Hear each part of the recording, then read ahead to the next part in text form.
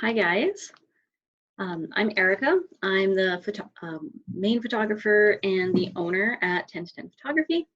I'm really lucky to have a team of awesome people that work here with me. A lot of what I do involves education for not only other photographers, but also for everyone else. Couples, vendors, everyone. Education in the wedding industry is something that's really important for me. So while everyone is kind of getting introduced to each other, you can use the chat. And until then, I'm just going to wait another minute or so. We'll do introductions again, and then we'll wait for everyone to get in. So I want to go through a lot of the questions that a lot of couples are having right now around COVID-19 and their weddings. There's so much going on out there. Every time you log on the internet, you see more articles about something horrible happening to a couple that's getting married. And like I was saying earlier, a lot of what I do is education, not only for other photographers, but for couples, for wedding vendors. And I want to use this opportunity to try to create a little bit of a bridge between the vendors and the people that are getting married, to help everyone navigate this time a little bit easier. So I have a list of questions that people have submitted, and I'm just going to go through all of those and we'll discuss.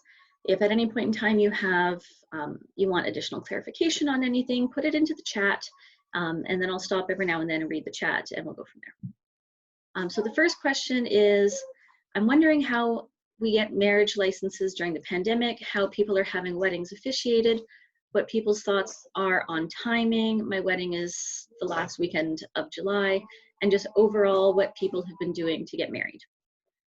So it's kind of 4 questions built into one. Right now, you can't get a marriage license. The city is just shut down. So if you've already gotten a marriage license, I think they're valid for 60 days or 30 days after you get them. If you already have a marriage license, I have heard of one officiant who did, I think, 1 or 2 ceremonies that was literally just the couple and 1 witness. But really you can't get married right now because you can't get a license. The cities are shut down. Once everything opens back up, then you can get your license and things can go on without a hitch. Do you want your video? But yeah, you can't really have weddings officiated right now because it's not legal for non-essential businesses to operate. So really no one should be officiating weddings right now. Not to mention right now it's like 5 people or less. So it's almost impossible to have a wedding right now. For the end of July, that's 4 months from now. I am hoping and praying that we are going to be in a very different world by then, but really start looking at it 3 months out, like 10 to 12 weeks out. You don't want to be looking too much more than 10 to 12 weeks out. But right now, overall, what people have been doing to get married, they haven't been getting married since the weekend before St. Patty's Day. So I think that was like the 13th, 14th. That was the last weekend that anyone has really gotten married. If you know of a few people who have like done backyard ceremonies between then and now, those have technically verged on illegal. Not only for the number of gatherings, but also for the fact that they would have had non-essential businesses working for them for that day. So yeah, right now, nobody's getting married, just period. That's what's happening. Next question, is it rude to do online invites? I've already lost money on my first set of invites and I don't want to spend again. No, it is definitely not rude to do online invites. If someone is going to judge you after everything the world has been through, after everything, if they're going to judge you for doing an online invite, then that says more about them than anything at all. So, you do you do what works best. it's super, super, super common for all of the couples that have had to change things around to just go to online invites, online RSVPs, and it's the most efficient way. If someone's going to judge you, that says more about their character. So no, it is not rude to do online invites in this time.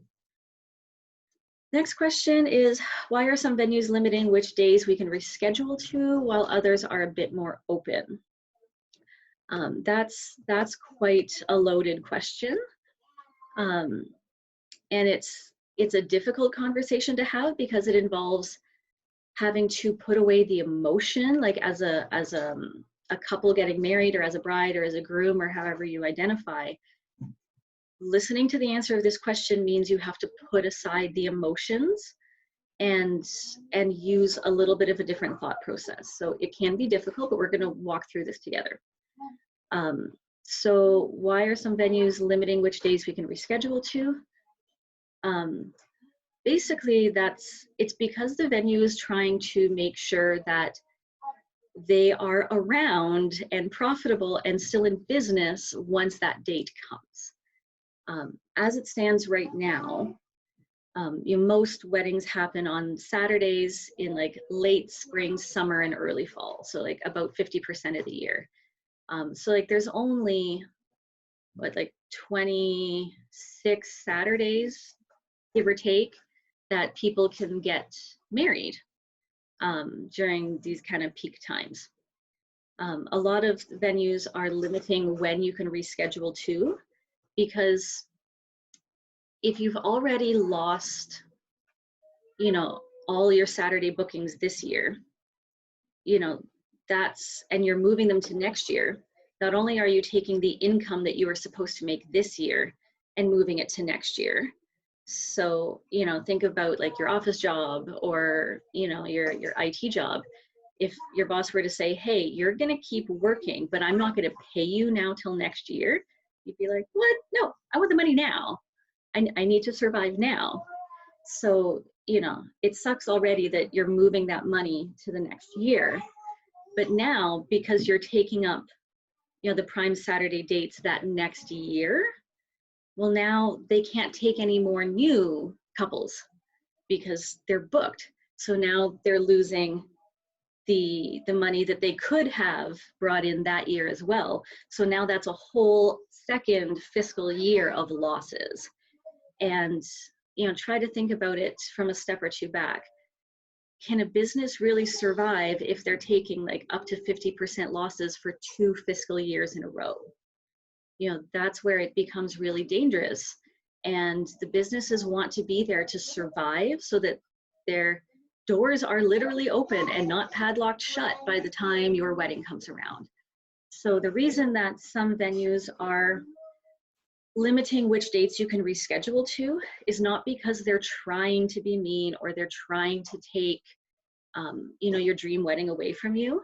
Is they're trying to make sure that they're arranging things so that they still have enough cash flow to be a sustainable business, to give you the experience with them that you paid for, and to make sure that they're there when your wedding happens. I'm going to touch on this likely at the end as well, because I kind of have a few thoughts I want to share.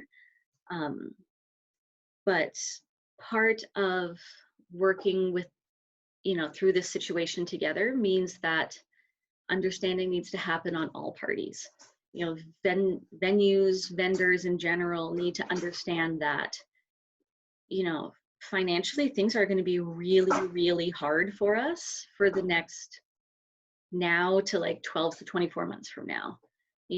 Everything that we planned for in like that brand new 2020 planner that we bought, like we can just chuck that out the window now.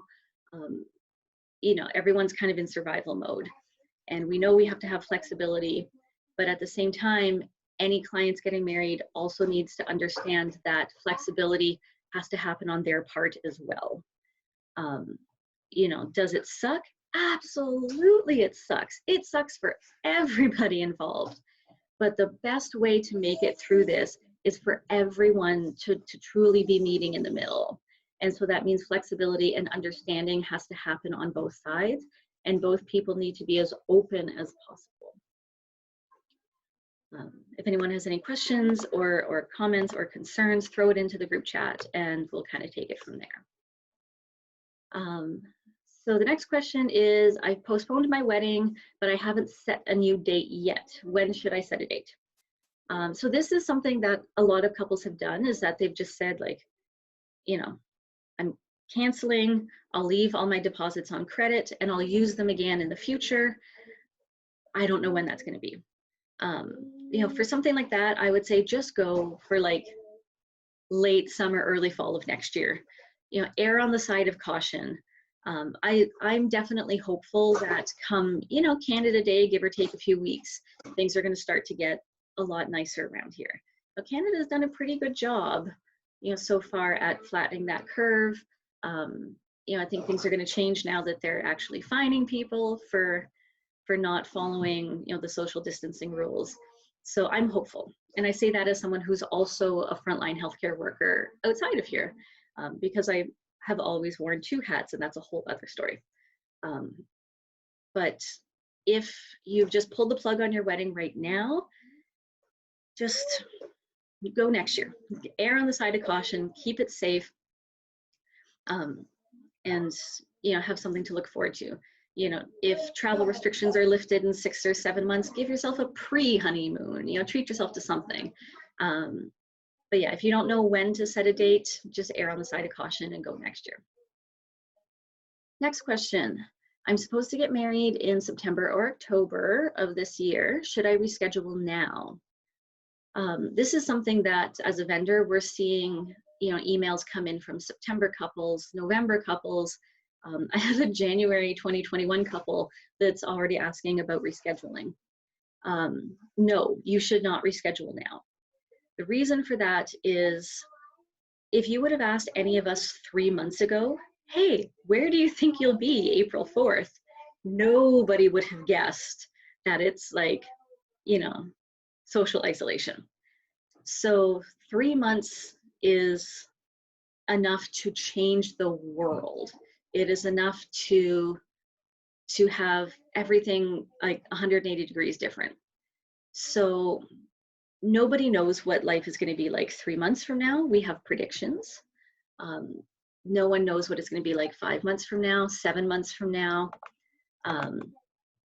So really, you don't want to book or start rescheduling too far in advance, because it could be a very, very different world 5 months from now. You might be able to have your wedding. It'll be fine. So what I've been suggesting to people, and I know a lot of planners are suggesting to people as well, is make sure that you start talking to your vendors around 3 months out. You know, ask them, you know, what the plan is, what they expect for communication. Certain vendors like florists, depending on the type of flowers that you're ordering as well, they may have to put in orders at the 8-week mark. And once those orders are in, like, that's it, it's paid for, it's done. Like, you can't stop that process. So make sure you talk to all your vendors around 12 weeks out and ask them, what are your expectations around communication, and how far can we push it before we have to start making decisions? Every vendor is going to be different. So just because you read something on the internet that like, oh, so-and-so waited until 3 weeks, doesn't mean that your vendors can wait, you know, till 3 weeks before. I was reading an unfortunate story of someone who had, I think they were like waiting like 2 weeks out, and all of their florals were already ordered and they were shipped and they were on their way, and then they wanted a full refund. And it's like, well, your actual product, like your hundreds and hundreds of dollars of florals is already here, you know. So not everyone can just cancel like that. Like a photographer may be able to be like, sure, no problem, last minute cancellation, we'll switch it to another date, we got you. But someone who has actual product, it could be also like your cake artist, depending on what kind of cake you have, they could have already started construction of things and it's in a freezer. So just start by messaging your vendors about 12 weeks out and saying, what are the expectations around communication? If there's the possibility that we have to reschedule, when do you need to know by? When should we start talking? When do we have to make like final decisions? But right now, people until the end of June are rescheduling. July couples aren't really rescheduling yet.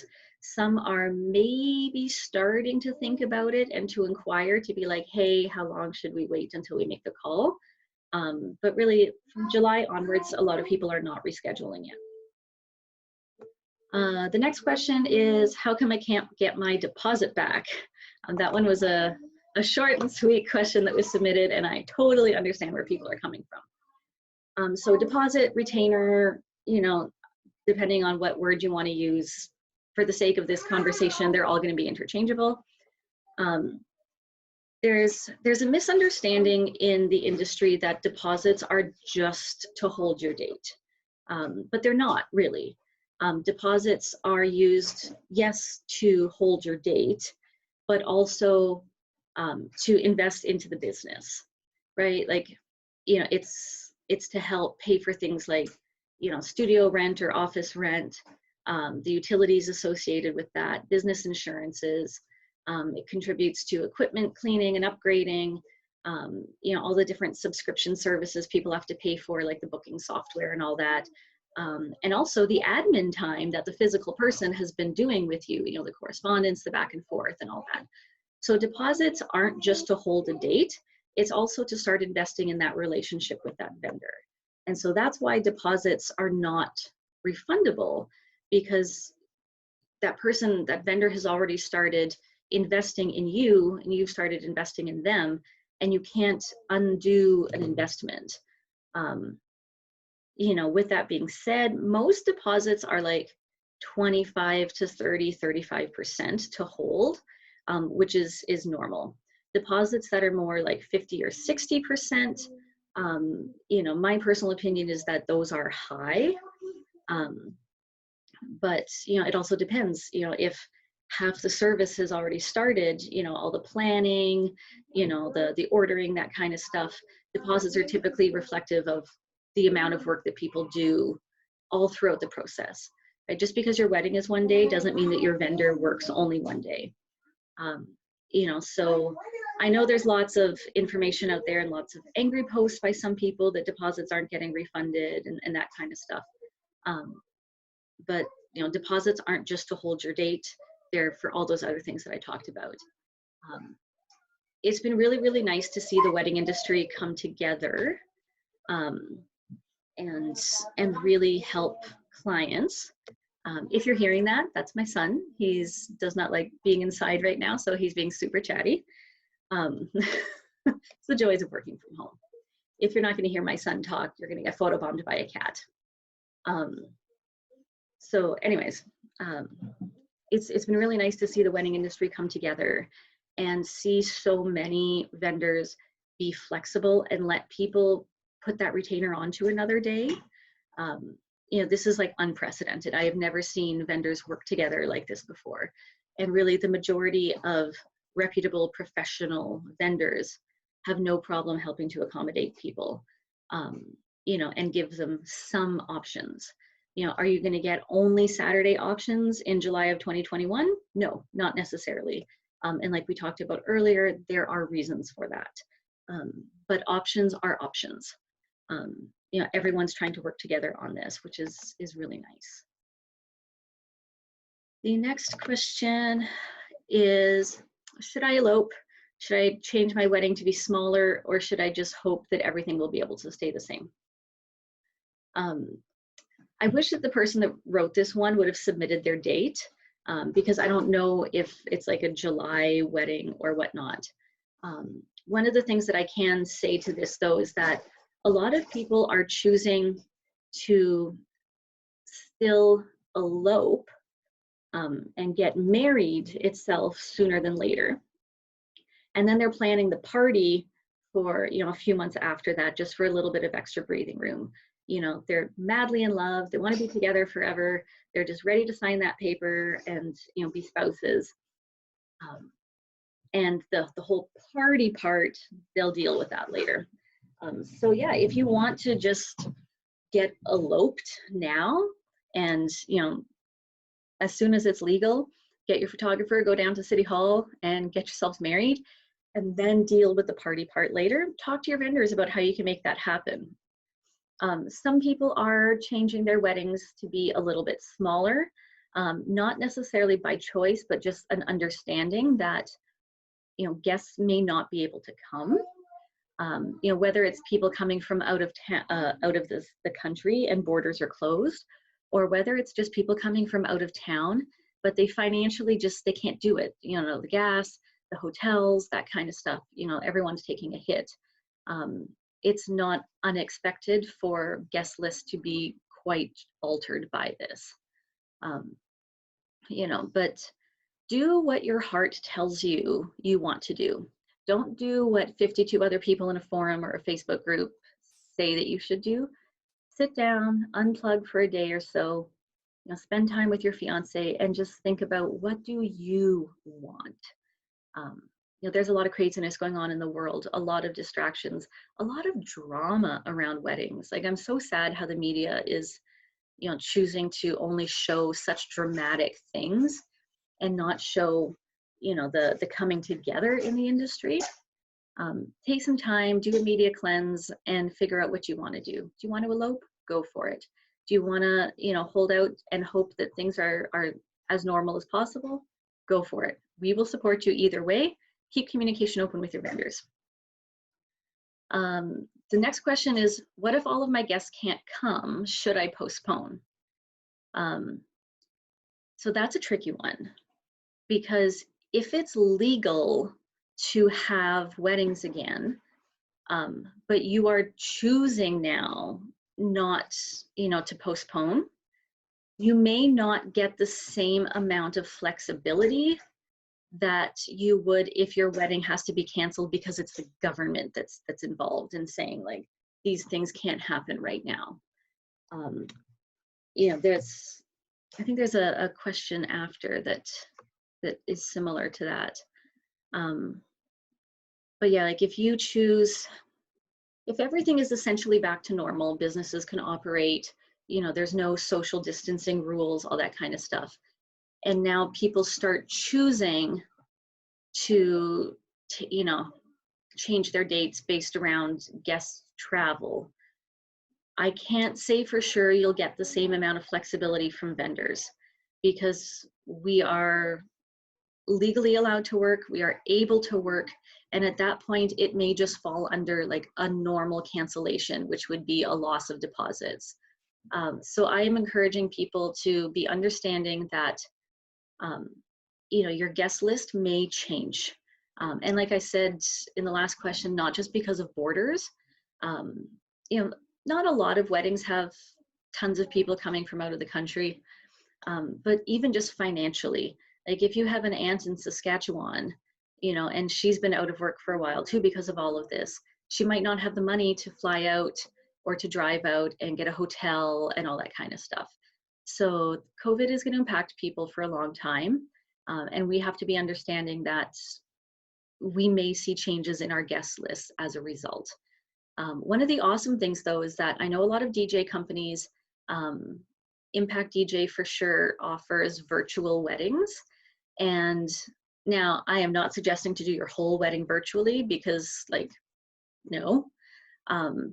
But you can actually stream your wedding for like a handful of people that can't be there. And I've seen this done before. You know, I've had, you know, what could have been some really sad situations, and, you know, were actual sad situations where, you know, the parents of one of my couples were in a car accident just hours before they were supposed to leave to come to the wedding. You know, they're coming from out of country, so it was a week earlier, and so they couldn't come. And, you know, the wedding stayed on, and the couple made arrangements to stream the wedding so that their parents could view it live while they were recovering in hospital. And we were very thankful that technology allowed everyone to come together. You know, 15 years ago, even 10 years ago, like, and 17 years ago during SARS, like, that wouldn't have happened. So we're very fortunate to have technology to help fill some of the small gaps like that. Should I just cancel altogether? I don't want to get married anymore. I feel ya. You know, we're all coping differently right now with everything that's going on in the world. But if you're going to just pull the plug entirely, you are likely going to lose your deposits at that point. The reason for that is, when there's like an act of God, a force majeure, like these kinds of unexpected things that are neither person's fault, the expectation from a contract and a legal standpoint is that people try to work together to resolve it. So here's what I can offer you, here's what we can do, these are the dates that are available, this is how we can change the payment structure. And if the other person is just like, nope, nope, nope, nope, done, nope, nope, then that's where things can get a little bit tough to have conversations, because you at that point would have no choice but to resort to the language of the contract and be like, well, then it's non-refundable. Like, we're trying to work with you. And the opposite would work too. If a vendor is being so like stick in the muddy, where they're like, nope, not going to do that, not going to do this, not going to do that, here's your one option, then that language would also protect you as a bride or a groom, because there is an expectation that everyone works together. So if you are just going to cancel, think long and hard about that, because it could just be a reaction to this trauma that we're all going through. Everyone is allowed to react differently. It is okay to not be okay right now. But if you are going to just cancel entirely, it may be likely that you may not get your deposits or your retainers returned or transferred to other dates or anything, because at this point it's a cancellation. It's not trying to work things out. So if that's how you're feeling, again, open up the discussion with your vendors, ask them what are the options. Can I just cancel now, but maybe keep my retainer on file and use it for when I feel like I have the mental energy to even think about something in the future. This is a time where understanding and communication goes a long way. The next question, I really appreciated this question, because it highlights just what a lot of people are going through and how many thoughts are going through people's minds at any given time. So the question is, and I'm going to read this is a long one, but then we're going to break it down. Should I reschedule my July 4th wedding now or continue planning? I feel like my vendors are doing everything to protect themselves and being very unfair. I understand that protecting your business, but this isn't our fault either. And we are also dealing with layoffs and loss of income as well, as is the whole world. Sorry, this is sounding more like a rant than a question, but is there anything I can do to protect myself or to help my 24-year-old photographer understand that this isn't just about her? Charging ridiculous rebooking fees and only offering availability to rebook in winter months. I can't wear my backless floral dress to a winter wedding. Okay, this is a rant, but it's just been really stressful. It is okay to rant. It is okay to be stressed. This is why I'm trying to do this, just to try to make the vendor side of things a little bit more approachable. Of course, I can't speak for your actual vendors, but I can speak generally to this. So we're gonna break it down. So for July 4th, that's around the 12 weeks from now. So this would be a good time to start contacting all your vendors and ask them what the timelines are. When do you need to know for sure that I'm ready to postpone? Can the photographer wait till 3 weeks before? Do the florals have to wait till 6 weeks before? Does cake have to wait, no less than 4 weeks before? Every vendor will have a different timeline. So just ask them outright how far in advance you should start talking about postponing. Right now, venues are typically taking care of people in the order of months. So like April couples are getting rescheduled. Once they're all settled, May couples are spoken to, they get their new dates, they're settled. Then June couples are spoken to, they get their dates, then we would move to July. It's, like just out of courtesy, right, to move people in the order that people are being affected. Venues are typically, from my experience so far, what I've seen, the least flexible in terms of rescheduling dates. I've seen, a lot of reports of some venues only offering, dates within 2020, or a rebooking fee applies, or they're letting you book 2021, but they're forcing you to certain days of the week. Do I agree with that? Not entirely. That is my personal, I think everyone has to be very understanding in this time, but when I say everyone, that also means the client. And so, you know, it might mean that you have to take a Friday or you have to take a Sunday. Um, you know, it's about meeting in the middle. It's not about one person doing everything so that you can have the exact same thing. And that goes for vendors too, and I'm gonna touch on that. I can see why a lot of venues are doing that. They're the ones, you know, if you look at what their cost is to operate compared to maybe a photographer, it's likely many, many, many, many times more. And they're trying to make sure that they still have a business that exists by the time your wedding rolls around. And we touched on this earlier, but like giving a person a second date may not necessarily cost you anything, but it costs them up to, you know, $20, $30, $40,000. Because let's say your venue cost is 40 grand. So you have your 40 grand sitting here July 4th of 2020, and now they can't fulfill that because of everything that's going on. So now they move you to next year. Well, you're the same 40 grand from last year that's now taking up 2 spots, and you've prevented another 40 grand from coming in. You know, so that's where the loss happens for businesses, is that not only are we not making, you know, those final invoice payments and all that kind of stuff now, but then people are being moved to another spot where someone else could have put thousands of dollars into our business.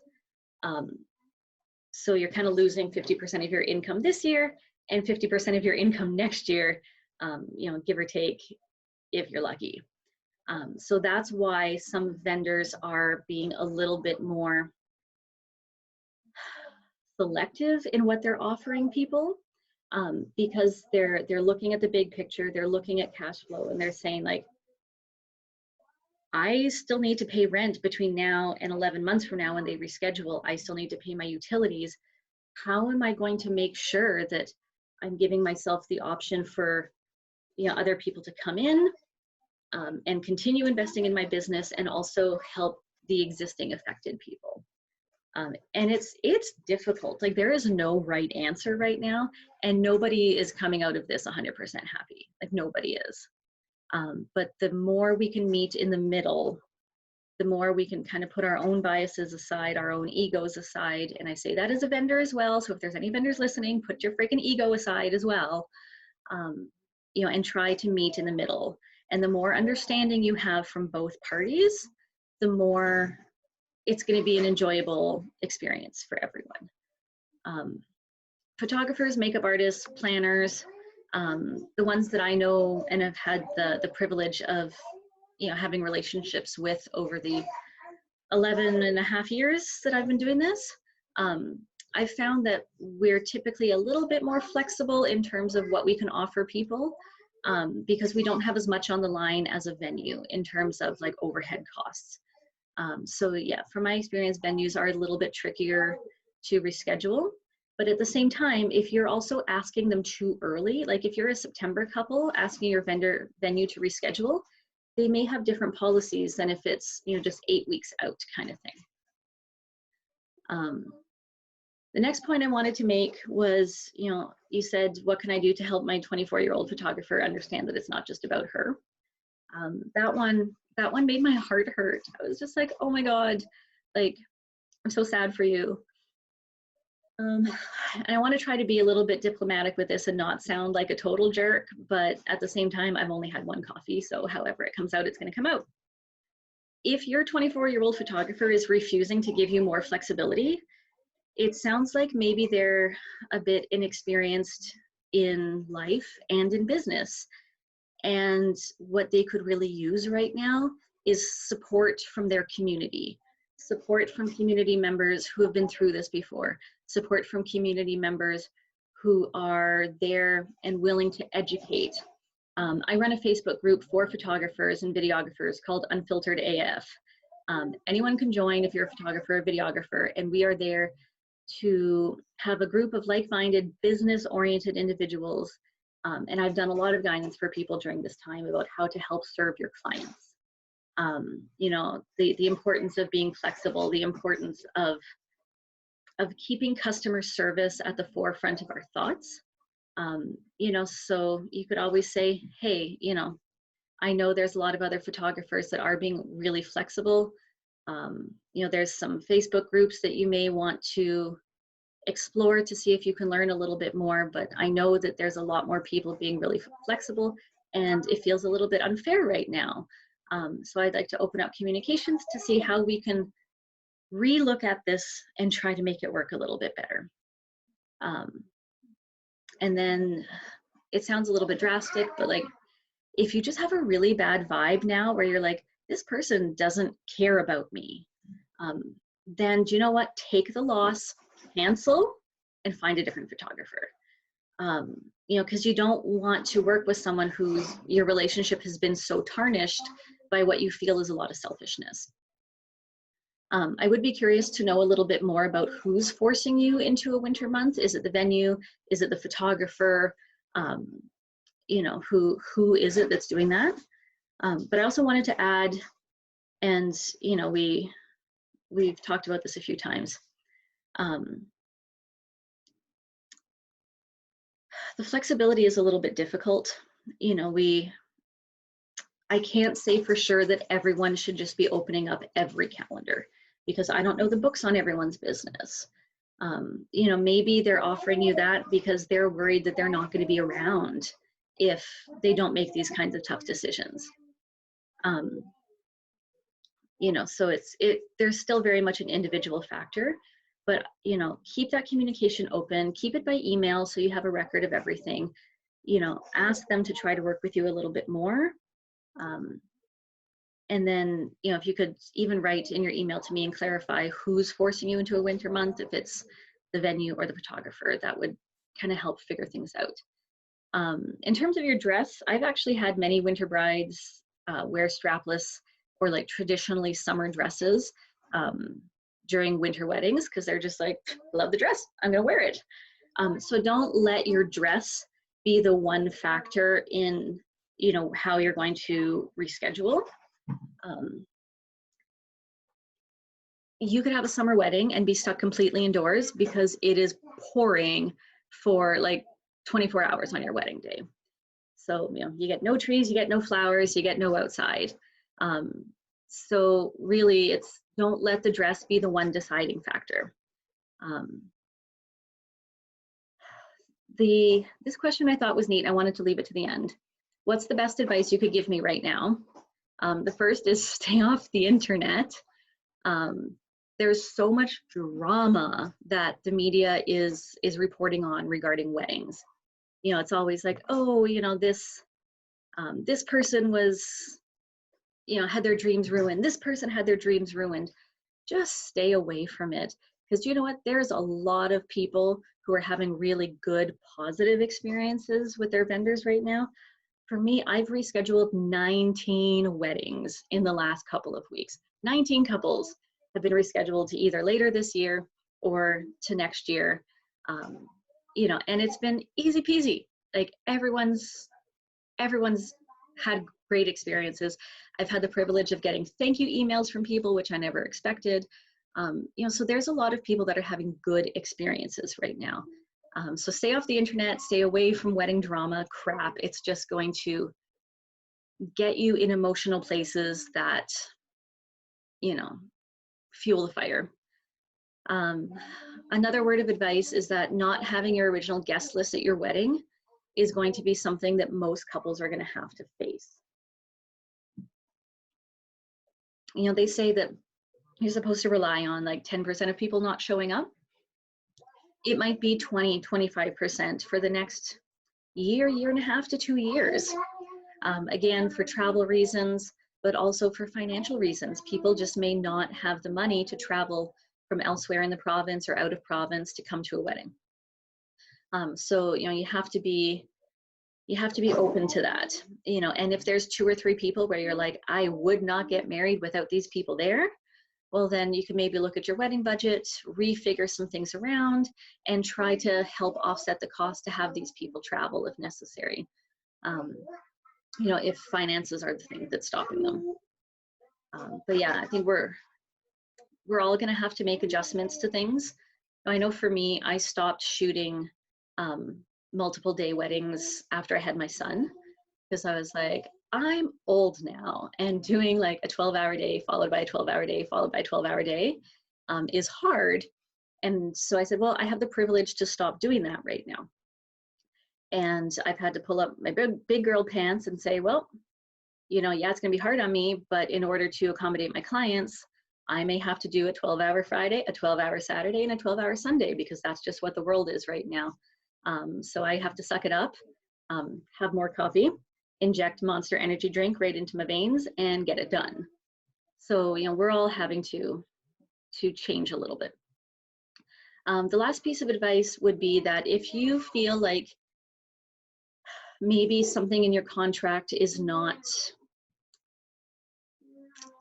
right, where you're not being offered an accommodation, or you're concerned about, you know, money, have a lawyer independently review your contract. Don't post it in Facebook groups. You know, don't ask someone who's like just a law student or something like that. Have an actual lawyer independently review your contract to help you understand exactly what your rights are right now. I've seen a lot of people posting contract phrases in Facebook groups, and like hundreds of people swarm in with their opinions. It's like, you're not a lawyer. You know, if you're really concerned, have a lawyer independently review your contract. It'll help you navigate these situations. So if anyone has any other questions, that's everything that everyone submitted. You could throw something into the chat. I just wanted to finish off with kind of two pieces of advice. Everyone is going to have to adjust expectations right now. Couples are going to have to adjust. Every single vendor is going to have to adjust. Families of vendors are going to have to adjust. Like, my kid's going to have to understand that he's not going to see mommy probably half of this summer and all of next summer, because I'm working my tail off now. But everyone's going to have to adjust.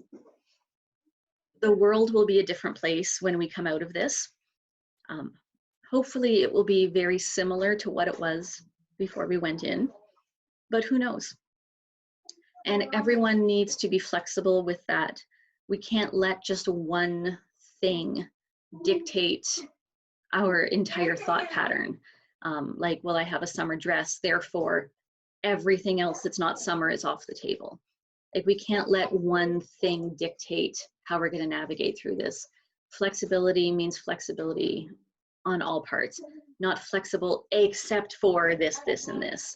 Once you start saying except for this, this, this, now you're making life a lot harder for yourself. Does it suck so much right now that this is life? Absolutely. There is no freaking doubt that it sucks right now. You know, it sucks for everyone. So I totally get that. I have a question here. Let me look. Thanks for taking the time supporting us. I think my questions were already answered somewhat, but I'm going to ask it anyways if you have time. Absolutely, I have time. So we were planning to get married in Germany in the end of June 2020. Our venue has agreed to reschedule to summer 2021, but our DJ and photographer only want to reschedule within 2020 or early 2021 without a fee. Otherwise, we have to pay up to 75% of our full fee if we cancel or reschedule to summer 2021, plus a rescheduling fee. Oh, Jesus. I just really don't think it'll be safe to reschedule within 2020 for an international wedding with us all traveling from Toronto to Germany. And I don't think that they are really taking that into consideration. I don't want all of my guests to have to travel to Europe in the winter feeling conflicted. So my first question for that is, where in your contract does it say that this is what the rescheduling fee is going to be?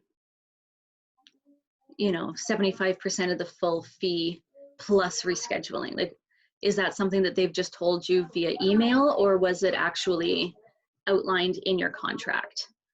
You know, I can understand why they are making these suggestions. You know, they're trying to make sure that they're distributing cash flow so that they're still alive and surviving. Let's see, I'm just gonna read this again. Otherwise, we have to pay up to 75% of our full fee if we cancel. Or, so if you cancel now, what about what does your contract say for cancellations on your part? Because I know in my contract, you know, if a client cancels, of course, their retainer stays with me.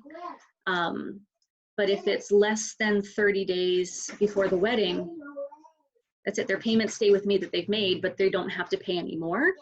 If it's like a last minute cancellation, there's some extra fees involved. But I mean, this is, what, we're April, May, June, you're 3 months away. So I would say check to see what your contract says about cancellation fees.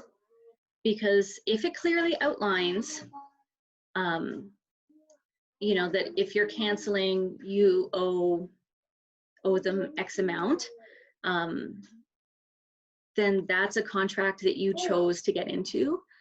And it sucks. Like, contracts suck in a way because I think a lot of our generation, we've never had to experience crazy things like this.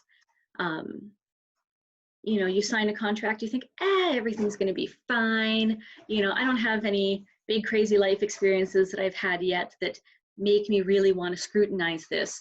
And so sometimes people will get into contracts that are actually really one-sided for the vendor. And, you know, I think it's really shitty for vendors to have contracts that are so one-sided. A contract should be fair. I can't speak for the actual legalities, but I know it's definitely questionable if you've received absolutely no service from them that you would owe that much. But again, I don't know the wording in their contract. You know, they may have a very airtight contract that was willingly entered into. But cancellation fee and rescheduling fee, you know, if that's not really outlined in the contract, then they can't enforce it. So in that case, you know, go over that contract super, super, super carefully, every sentence, you know, take a look at what it means about rescheduling. Does it talk about, you know, act of God and force majeure, that kind of stuff. And if you're still a little bit unsure, find legal support to have your contract reviewed. It's like they're trying to work with you, but they're putting stipulations, which is a little bit difficult. Is your photographer in Germany or is your photographer in Toronto? I guess that's another question, because I have no idea. Okay, it's in Germany. So that would mean then you would need someone who's like specializes in law in Germany to look over that contract, because different things can be legally binding in different countries. So yeah, that's what I would have to say about that, is really go through, take a look at the wording around cancellations, take a look if there's like an act of God, force majeure type of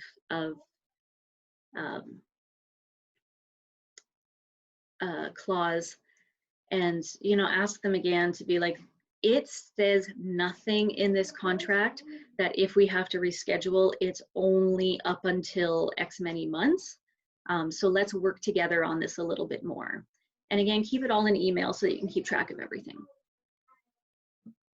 Anybody else have any questions? Oh, you're welcome. And then, so the last thing I wanted to say, and I wasn't sure I was going to say this because I was like, does it make me a jerk or does it not? So I'm also a frontline healthcare worker. I've always kept my day job despite shooting 800 and some weddings over the last 11 and a half years.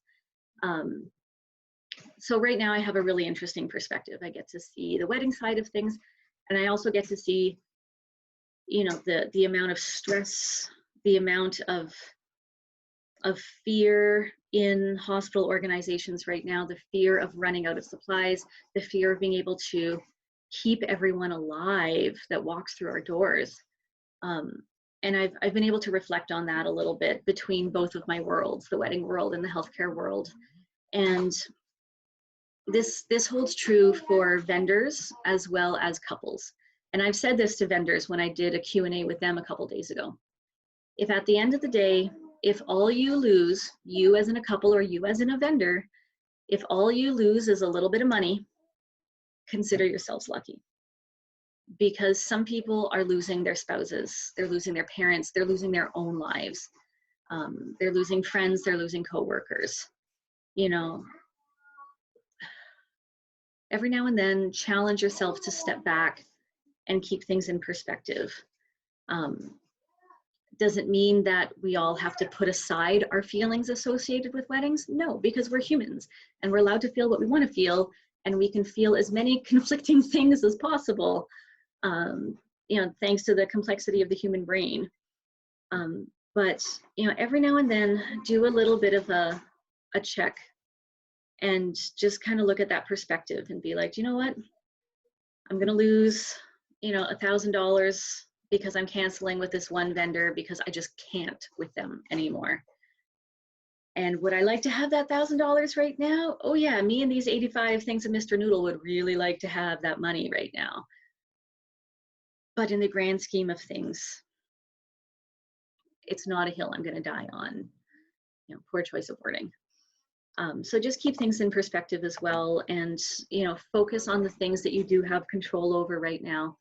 Focus on how many times you leave the house, whether it's essential or not. Focus on, you know, your behavior when you're outside of the house. Are you a minimum of 6 feet away from people? You know, are you washing your hands like crazy when you come home?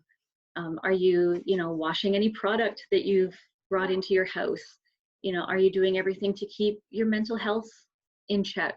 You know, are you doing everything you can to take care of your loved ones? You know, focus on what you can change right now, and communicate with everyone, your friends, your family, your wedding vendors. Just communicate and keep it all open. Thank you so much to everyone who's joined. I'm going to send the playback in a few hours after it's done processing. But if you guys have any other questions about anything, I post a lot about COVID stuff on my Instagram. It's at Ten2Ten Photography, TEN the number 2, TEN Photography. You know, you can drop me a line there. You know, and we're going to get through this together. All right. I hope everyone has a happy, healthy weekend. Take care of yourselves. And thank you so much for joining. Bye, everyone.